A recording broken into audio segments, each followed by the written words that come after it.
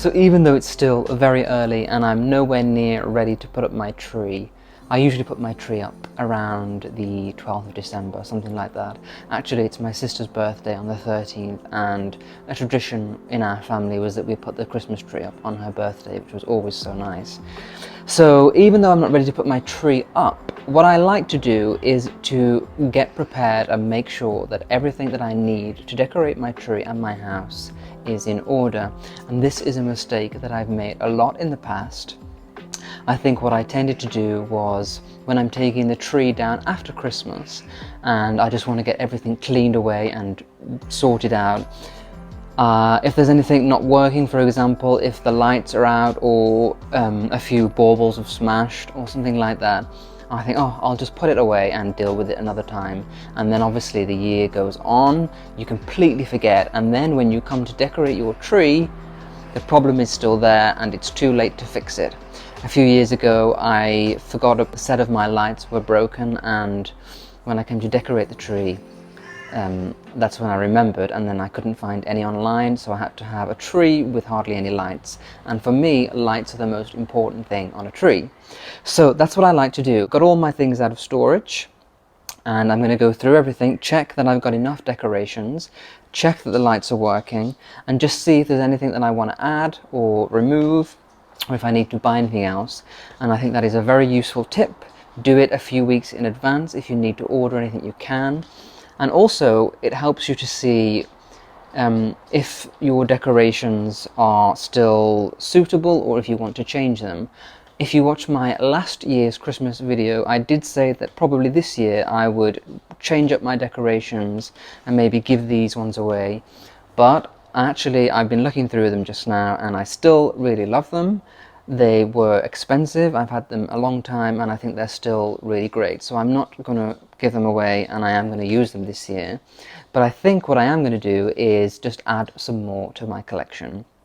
So I'm going to go to the shops, see what is out there, have some fun doing that, which is always a nice thing to do, and then add a few bits here and there, and maybe that's what I'll do over the next few weeks, just keep adding. So yeah, I think it's a good idea to prepare for Christmas, to really go through all of your things, make sure that everything is okay, the lights are working, you don't need to replace anything, and then you can be prepared for the day when you put up the tree and everything is ready to go.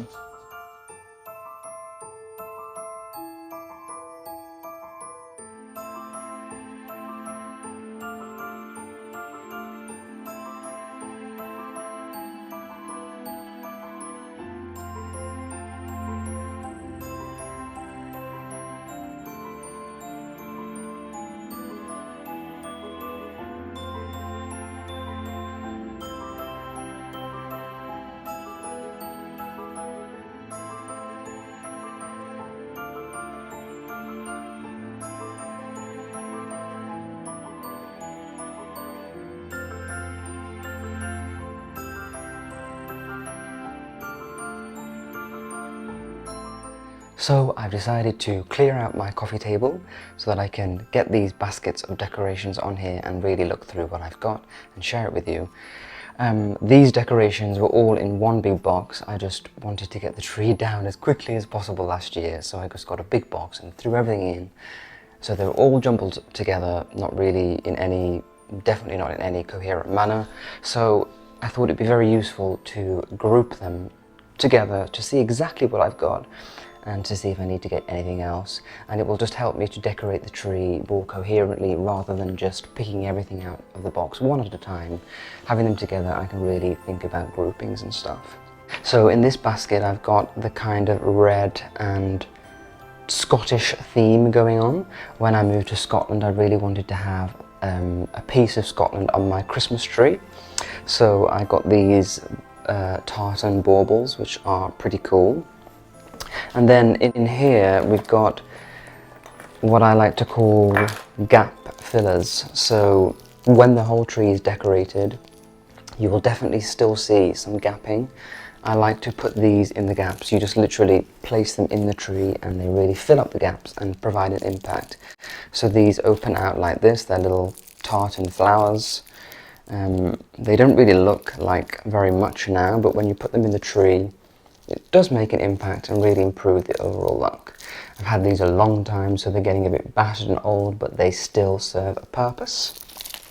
And then here we've got quite a lot of red roses, and about 5 years ago I did a floral arrangement on my dining table with these.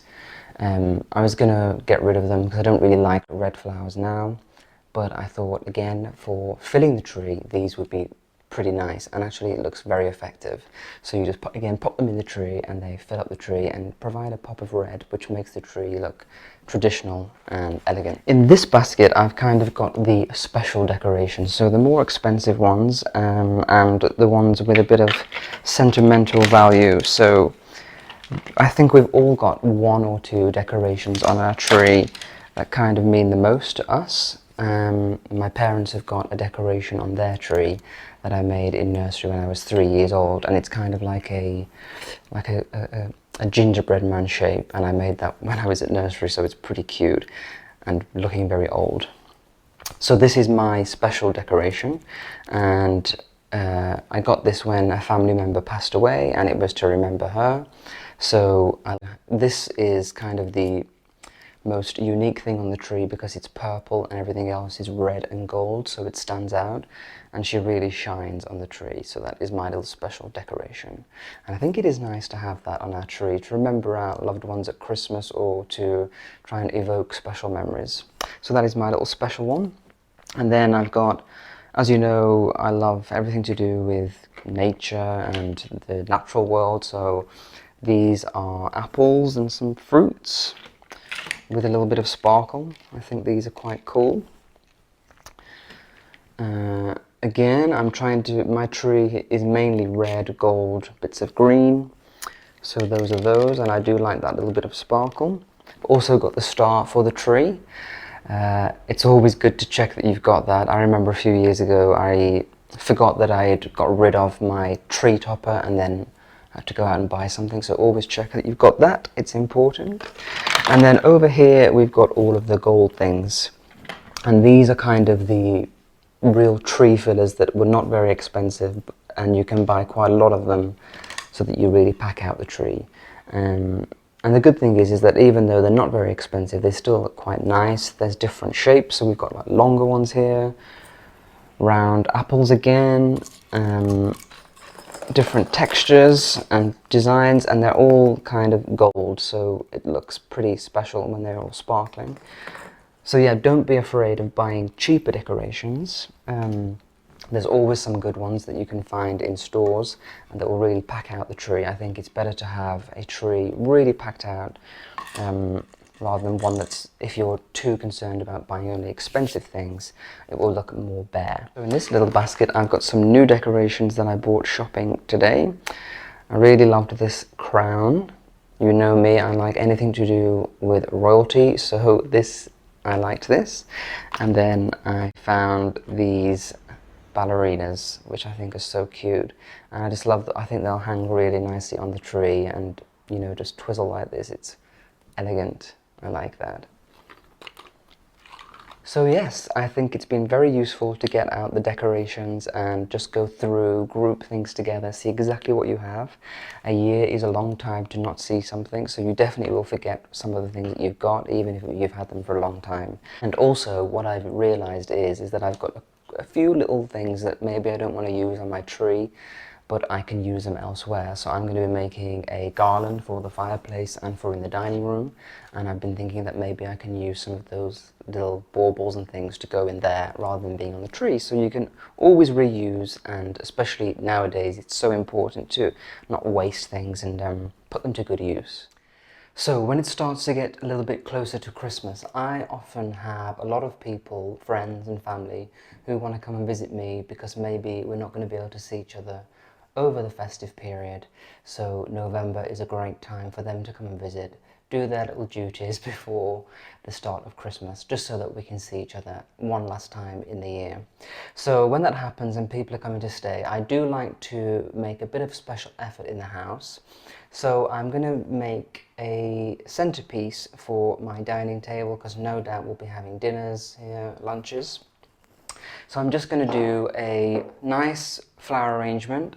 I'm going to be using this metallic tin that I've had for about 2 years, and I have done another flower arrangement in this before and it worked really well. What I don't want to do really is have it too Christmassy, so I'm going to keep it a little bit more light.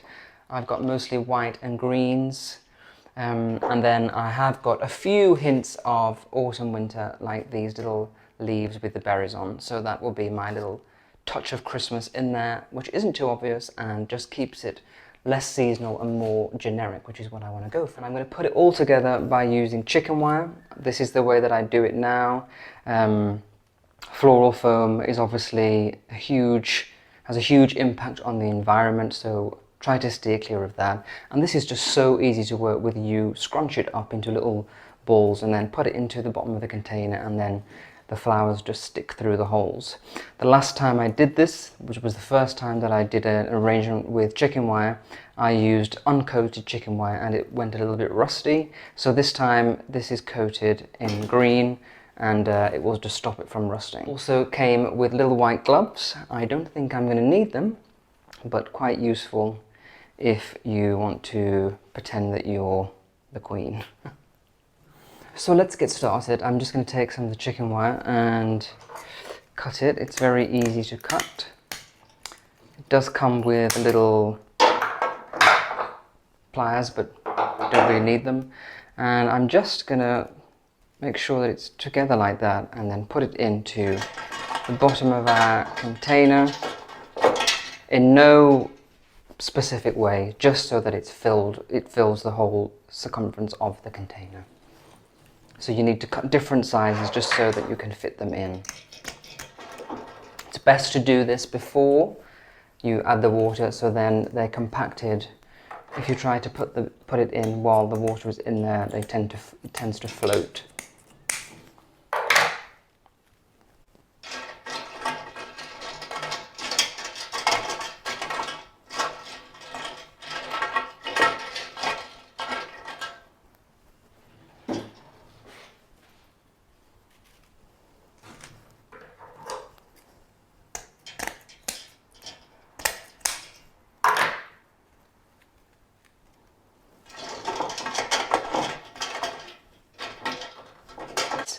That is all nicely compacted in there. There's plenty of little holes for all the flowers to go in.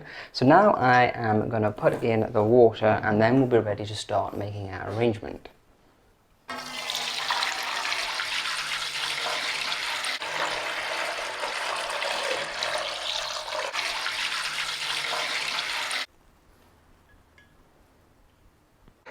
And I almost forgot to add in some flower food, so I'll just add this now into the final jug load of water.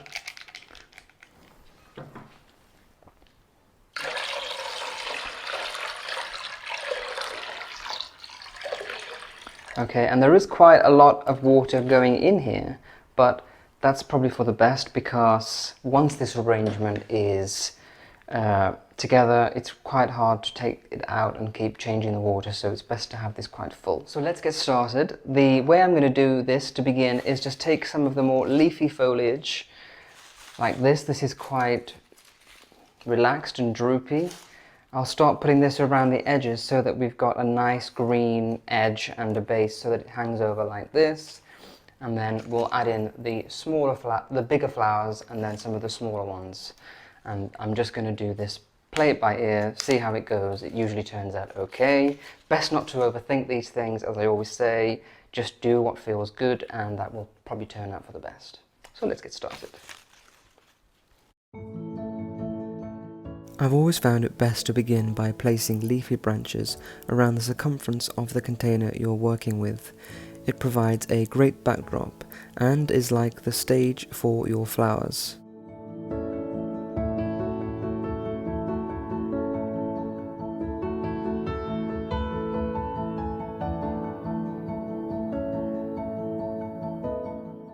I love the pop of red from the berries, a little hint of the upcoming festive season.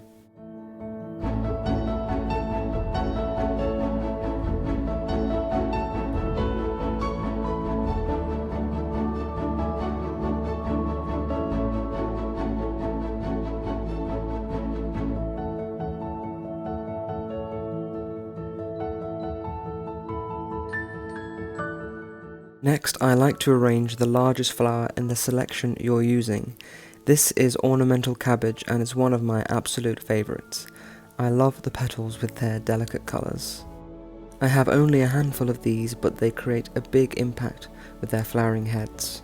I'm placing them upright around the centre of the container, and the rest of the flowers will be there to support.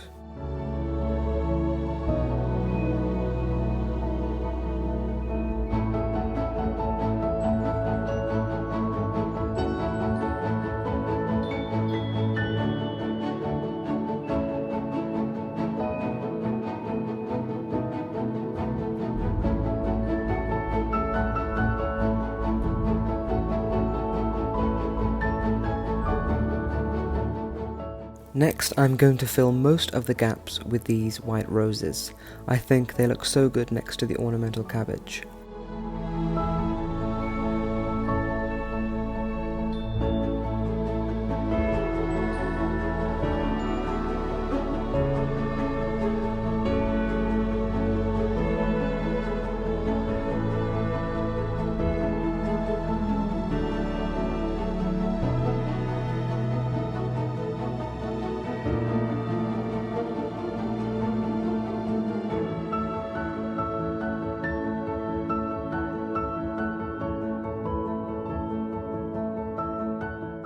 I think this may be lilac. Please let me know in the comments if I'm wrong.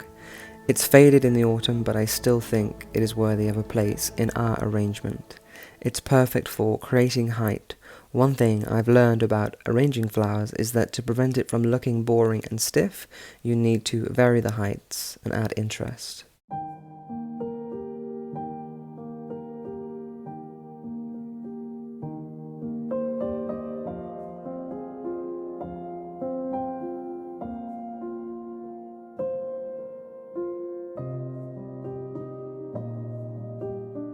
To finish, I'm adding in some more roses, and I've taken some Alstramira from my coffee table that I've had for about a week, and they will just add another pop of colour.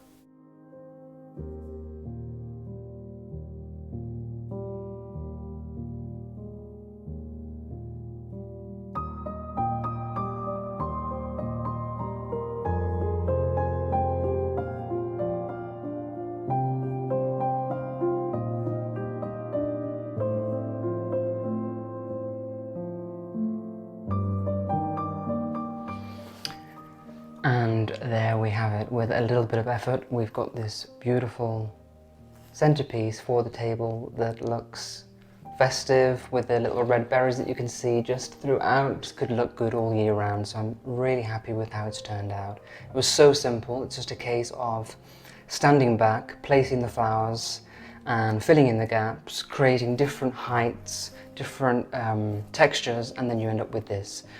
The most beautiful little creation from nature. Well, thank you so much for joining me. I really hope that you have enjoyed this episode. I will see you next Friday, but until then, have a really great weekend and a wonderful week ahead. Bye bye.